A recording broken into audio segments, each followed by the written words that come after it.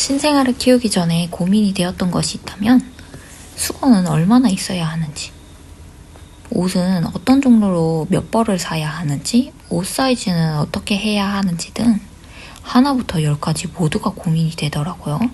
여러분도 저와 같은 고민이 있으셨다면 오늘 영상이 도움이 되실 거예요. 영상에서 보이는 수건류들은 또기의 하루치 빨래양이에요. 이가 나는 시기라 턱받이까지 하고 있고요. 손수건과 수건의 종류에 대해서는 영상에서 자세히 알려드릴게요. 장난꾸러기 또기는 잠시 안녕! 안녕하세요. 몸토끼맘이에요. 어떤 이야기를 전해드릴까 하다가 오늘은 신생아와 아기의 의류편으로 영상을 기획해 보았는데요. 그 중에서 여러분들이 궁금해하실 내용이 옷의 종류, 사이즈, 몇 벌 등 무엇을 얼마나 사야 하는지, 그리고 수건도 종류가 많던데 수건류들은 얼마나 준비를 해야 하는지, 여기에 속삭이는 또 무엇으로 해야 하는지, 속삭이 싸는 법도 궁금하신 분들을 위해서 준비를 했어요. 영상 내용이 길어서 의류편은 2개로 나눠서 옷에 해당하는 부분은 다음 영상에서 소개를 드리고, 오늘은 수건류와 속삭이에 대해서 말씀을 드리면서 속삭이 싸는 방법을 포함해 손수건 접는 방법과 같이 기본적이지만 누군가는 궁금해할 내용으로 말씀드릴게요. 잘 따라오세요. 먼저 손수건입니다. 손수건을 준비하기 전에 저는 산천 필라테스를 받고 있었는데 선생님께서 50개 정도는 구비를 해야 한다고 해서 놀랐던 경험이 있어요. 수건도 처음 기저귀로 10개 정도면 충분하다고 하셨는데 처음에 저는 많이 과하다고 생각했어요. 맥시멀 리스트이신가 하고 말이죠. 손수건은 크게 소재와 직조 방식에 따라 나뉘게 되는데요. 우리가 보통 생각하는 손수건이 면 소재의 손수건이 있고 익숙치 않은 반부가 있어요. 반부 손수건은 임신기간 때는 이게 뭔지 몰랐는데 우리가 흔히 알고 있는 가제 손수건이더라고요. 직조 방식은 가제와 엠보로 나뉘는데 지금 보시는 게 엠보 손수건입니다. 이게 흔히 말하는 일반 손수건으로 면 손수건입니다.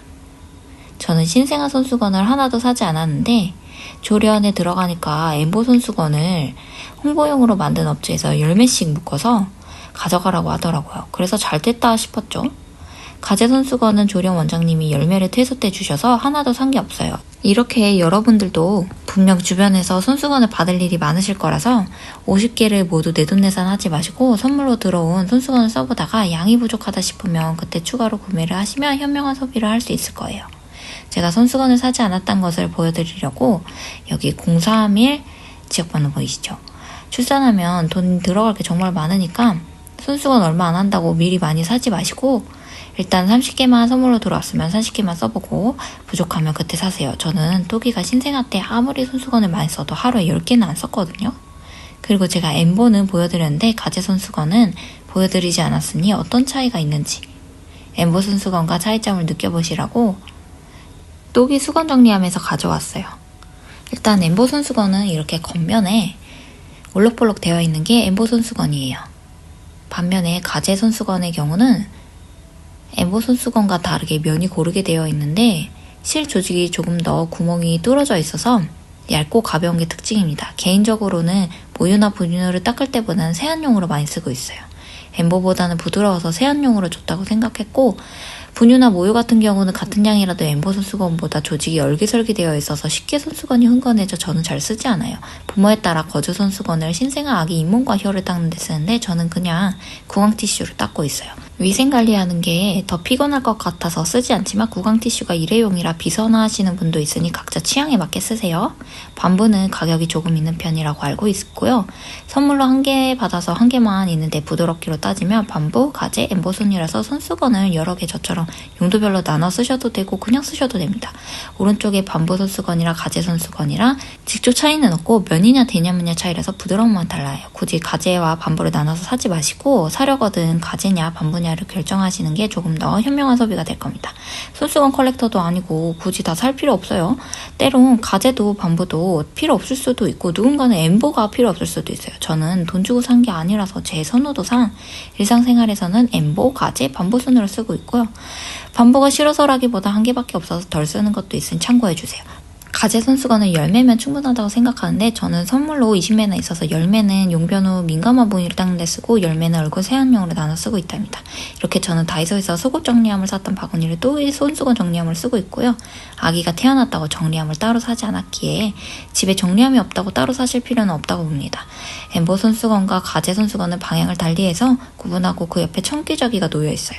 또 타올이 덜 말랐을 때나 이유식 이후 또기를 닦일 때 주로 쓰고 있고요. 또기가 앉는 이유식 의자와 식탁도 깔아서 쓰기도 합니다. 워낙 많이 흘리고 던지기도 하기 때문에 다용도로 쓰고 있어요.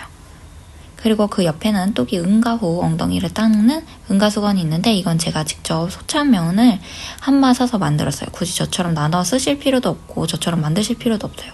저는 그냥 출산 전에 태기 후면 워낙 소창면을 좋아해서 집에 수건을 제가 소창면으로 만들어서 쓰는 사람이었던지라 만든 거예요. 응가수건도 따로 구분해서 놓았고 15개 만들었는데 하루에 또기는 응가를 많이 싸면 4번이라 그렇게 많이 필요치는 않아요. 턱받이는 총 6개가 있고요. 엄마 협찬으로 가재 방식의 턱받이와 동생 협찬의 나이키 턱받이가 있습니다. 턱받이를 입에 많이 물기 때문에 가재 타입이 저는 더 좋던데 이것도 부모의 취향에 따라 달라지게 되니 아기를 키워보시고 내가 뭘 더 좋아하는지 기준들이 생길 거라서 처음부터 너무 과한 지출은 우리 삼가하도록 하여. 청기저귀는 5매는 시중에 파는 청기저귀와 4매는 제가 소창면으로 만든 수건이 있어요. 하루에 쓰는 양은 신생아 때는 또기 잠자리 깔개로 개헌이거나 시야가 묻으면 갈아줘야 해서 하루에 6매를 썼고요. 요즘은 4매에서 6매 정도 쓰더라고요. 저는 목욕 타올이 따로 있어서 청기저귀를 목욕용으로 잘 안 쓰고 있어요. 이렇게 펼치면 거대해서 아기들 씻기고 나서 쓰시는 분들이 많고 지금 보는 수건은 성인들이 쓰는 수건 사이즈에 맞게 만든 거라 청기저귀를 반 접은 사이즈에 해당합니다. 굳이 수건도 복잡하게 나누실 필요 없어요. 자, 다시 수건에 대해 조금 더 설명을 드리면 제가 소창면으로 직접 만든 수건은 옛날에 아기 청기저귀를 만들 때 쓰던 면이고 오래 쓰면 쓸수록 삶으면 부드럽고 흡수율이 좋아 같이 나이를 먹어가면 좋은 면이라 저는 몇 년에 한 번씩 강화도 소창면을 구매해서 수건류를 만들어요. 이렇게 조밀하게 직조가 되어 있고 박음질은 오버로크로 마무리 지었어요. 2개 소창면을 접어서 하나의 수건처럼 만들었고 얇게 쓰고 싶으면 1개로 하셔도 되는데 저는 제가 3개까지 도톰하게 해서 써보니까 2개가 제일 적당하고 좋더라고요. 출산하고 나면 수건을 만들기는 어려워서 돈 주고 사시는 게 더 좋습니다. 그 시간에 자야죠. 엠보 손수건이랑 비교를 하면 소창면 2개가 겹쳐 있어도 많이 두껍지 않아요. 태교는 태교할 때 하시고 수건 종류도 저처럼 다양하게 하실 필요가 없으니까 이것도 있어야 하나 병에 걸린 게 아니라면 어떤 용도로 어디에 쓸 것인지만 명확히 하고 주어진 자원 내에서 쓰세요. 자, 그리고 손수건 접는 방법이 있죠? 각자 취향이 있겠지만 저는 관리사님이 접는 방식이 마음에 들어서 관리사님의 방식을 여태 쓰고 있는데요. 뭘 이것도 알아둬야 하나 싶으시다면 지금 부분 잠시 패스하셔도 좋습니다. 정리되는 형태가 깔끔해서 저는 좋아하는데 우선 수건은 영상 안에 담기지 않게 사이즈가 너무 커서 화면 사이즈를 조정하고 보여드릴게요. 가재 손수건이건 엠보건 상관없어요. 크게 반을 접어줍니다. 저는 같은 방식으로 자주 접어서 자국이 남아있어요. 중간에 반을 딱 접고 그 다음엔 3등분해서 접어주세요. 세로 방향으로 접어주시면 됩니다. 그러면 직사각형 모양으로 변신하는데 3번 접은 직사각형 형태로 보관을 하면 얇아서 많이 담을 수 있지만 폭이 좁다면 3등분 후 반을 한 번 더 접어주면 됩니다. 그러면 짜잔! 지금 보시는 것처럼 깔끔하게 손수건을 보관할 수 있고요. 이 소창수건도 동일한 방식으로 접어서 저는 보관을 해주는데요. 반을 접으니 아이패드 프로 사이즈랑 같네요. 동일하게 3번 나눠서 접은 뒤 마무리로 한 번 더 접으면 끝! 지금 보시는 수건은 또기 응가수건이에요. 자, 그럼 다시 정리를 해볼게요. 손수건과 수건은 주변에서 출산 선물로 받을 가능성이 크기에 특별히 구매하지 말고 선물 들어온 양과 종류로 우선 사용한 뒤에 부족하거나 더 필요하면 추후 구매하는 방식으로 하시고요. 용도도 어디에 어떻게 쓸지를 선물 들어온 손수건과 수건을 보고 판단하시는 게 가장 좋습니다. 그래서 특별히 선물 들어오지 않았다면 제가 보여드린 손수건의 소재, 직조 방식에 따른 차이점을 통해 자신이 선호하는 것을 구매하세요. 다음은 신생아 모로방사를 막기 위해 쓰는 의류인데요.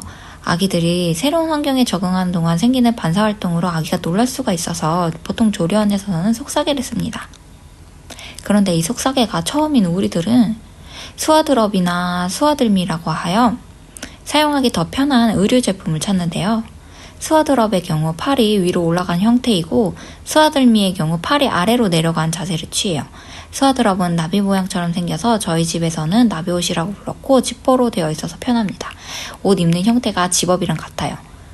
그리고 수아들미의 경우 저희 집에서는 누에고치 모양처럼 생겨서 누에고치 옷이라고 부르는데 애벌레 옷이라고 부르기도 하고 몸통 부분에 스트랩이 있어서 묶는 형태인데 조금 더 속삭이와 비슷한 형태이고 수아들미도 쓰기는 편합니다.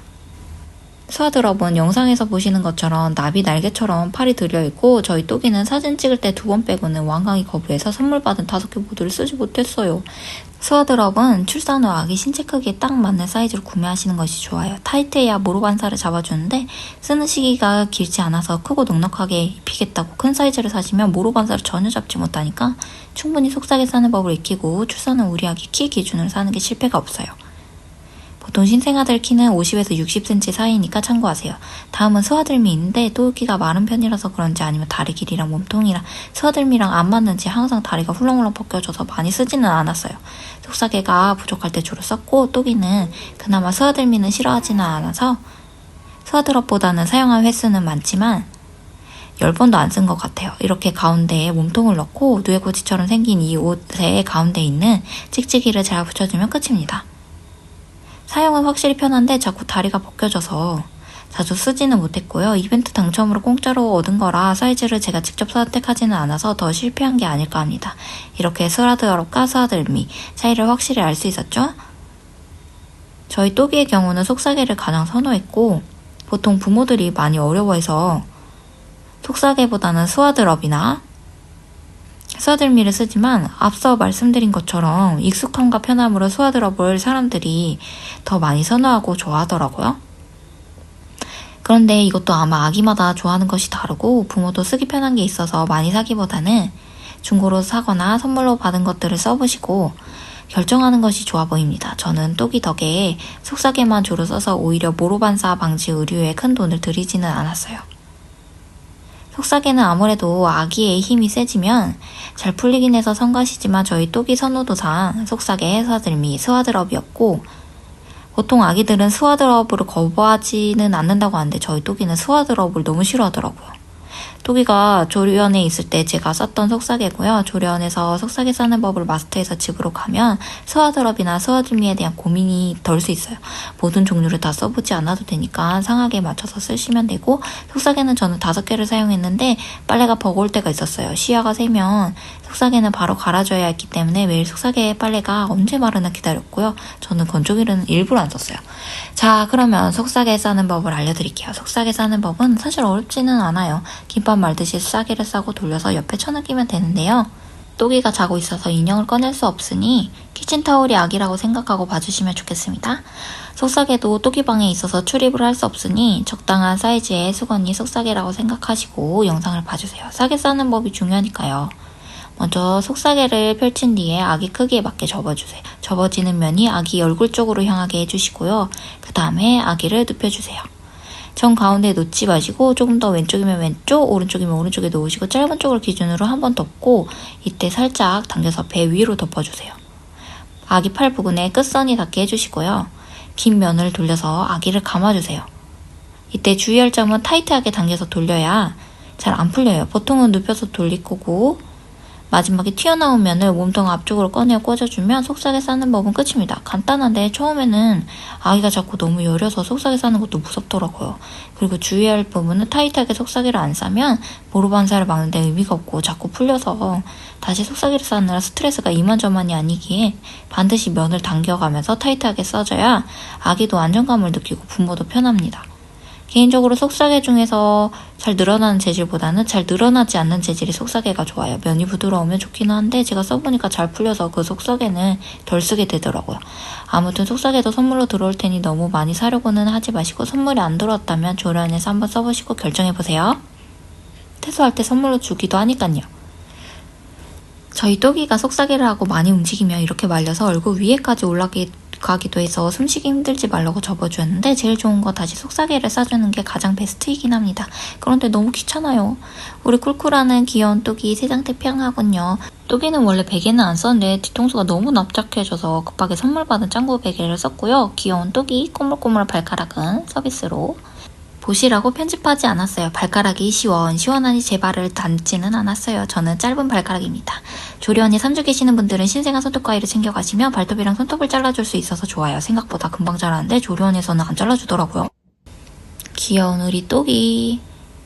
신생아 때는 잠막 쿨쿨 자고 얌전해서 얌전한 줄 알았는데 지금은 집안을 이 조망만한 다리로 휘젓고 다니네요. 힘들어도 신생아 100일 전까지 사진을 많이 찍으세요. 저는 이때 사진이랑 영상이 많지가 않아서 조금 아쉽더라고요. 내 몸이 너무 힘들어서 사진을 생각할 겨를이 전혀 없었어요. 자, 여기까지 해서 오늘 영상은 마무리를 짓고 옷 종류편을 다시 찾아올게요.